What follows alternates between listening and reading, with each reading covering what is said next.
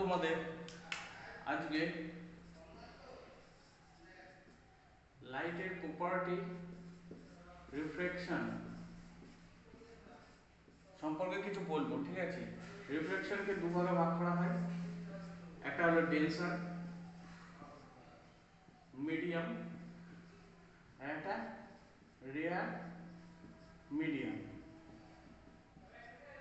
ঠিক আছে, এবার দেখো ডেন্সার মিডিয়াম, যখন কোনো একটা রশ্মি, ঠিক আছে, যখন কোনো একটা মাধ্যম থেকে আর একটা মাধ্যমে যায়, ঠিক আছে, তার কিছু প্রপার্টি চেঞ্জ হয়। ঠিক আছে, এটা এটা যদি রেয়ার মাধ্যম হয়,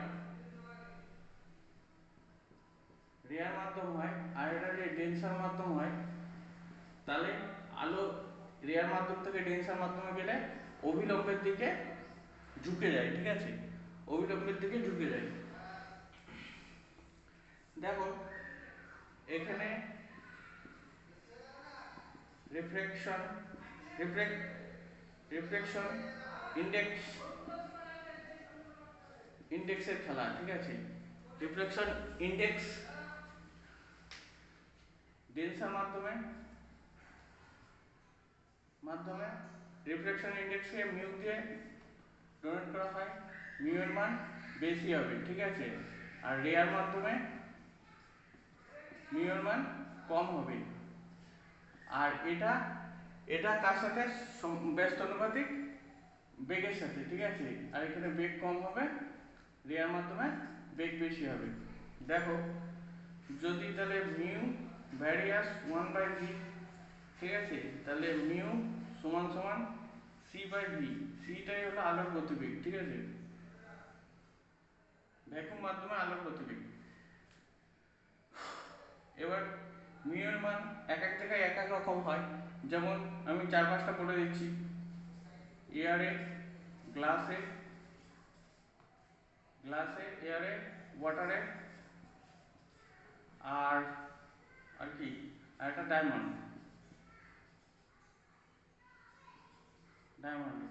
এয়ারে মিউ এর মান 1, গ্লাসে 1.5, ওয়াটারে 1.33, ডায়মন্ডে 2.41। ঠিক আছে, দেখো অবভিয়াসলি এয়ারে গতিবেগ 3 × 10⁸, ঠিক আছে, গ্লাসে 2 × 10⁸, এটা গতিবেগ। ঠিক আছে, আলোর গতিবেগ। ওয়াটারে আলোর গতিবেগ 2.25 × 10⁸, আর ডায়মন্ডে আলোর গতিবেগ 1.25 × 10⁸। দেখো এখানে মিউ এর মান, মিউ মানে ইন্ডেক্সের মান যত বাড়ছে আলোর গতিবেগ তত কমছে। ঠিক আছে, আর তোমাদের একটা জিনিস বলি,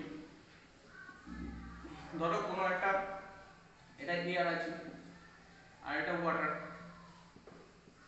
এখানে যদি আলো যায় এখান থেকে, এটা ডেন্সারের দিকে ঝুঁকে যায়। ঠিক আছে, এটা যাওয়ার দরকার ছিল এখান দিয়ে, কিন্তু ও যাচ্ছে এখান দিয়ে।